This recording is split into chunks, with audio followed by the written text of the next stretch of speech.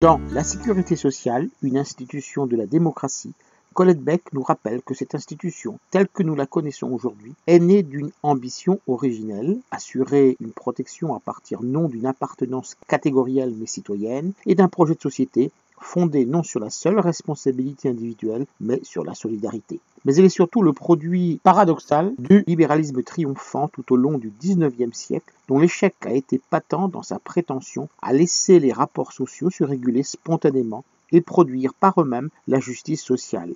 La doxa d'une propriété privée comme source de la liberté individuelle et l'abstention de l'État comme moyen de cette liberté ayant amplement démontré sa dimension illusoire. Il fallait répondre aux profondes inégalités ainsi entretenues et établir la sécurité à laquelle a droit tout citoyen face aux aléas de la vie en société.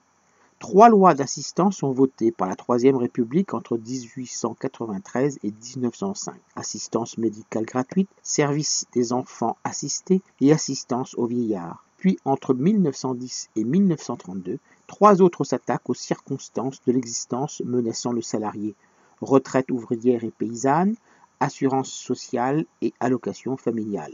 Mais il faudra attendre la libération pour que le principe de la cotisation obligatoire, remis en cause avant-guerre, s'impose aux salariés et aux employeurs, rendant ainsi possible une protection véritable. Si le pouvoir tutélaire du patron se trouve contrecarré par l'État social naissant, il en va de même pour l'individu qui se trouve ainsi dépossédé pour son bien de la faculté de toujours savoir ce qui est bien pour lui. Un nouveau triptyque émerge, articulant le citoyen, la société et la puissance publique chargée d'une triple mission: faire prévaloir l'intérêt collectif sur l'intérêt privé, garantir la sécurité de l'individu et de sa famille et redistribuer les revenus. Le bilan du nouveau dispositif s'avère rapidement spectaculaire. Redressement de la natalité, relèvement et réorganisation du système de santé et répartition infiniment plus juste des ressources. Pourtant, les forces néolibérales n'ont pas renoncé et les critiques, un temps inaudibles, refont surface à l'occasion de la crise. La restriction faite à la liberté de choix de chacun le rendrait aveugle à son propre intérêt. La revendication de responsabilisation individuelle revient en force, avec son corollaire, la logique assurantielle. Le principe des retraites par capitalisation prétend remplacer celui par redistribution. La place de la prévoyance complémentaire dévolue aux assurances personnelles s'accroît, le rôle politique de l'État est remplacé par une fonction avant tout gestionnaire.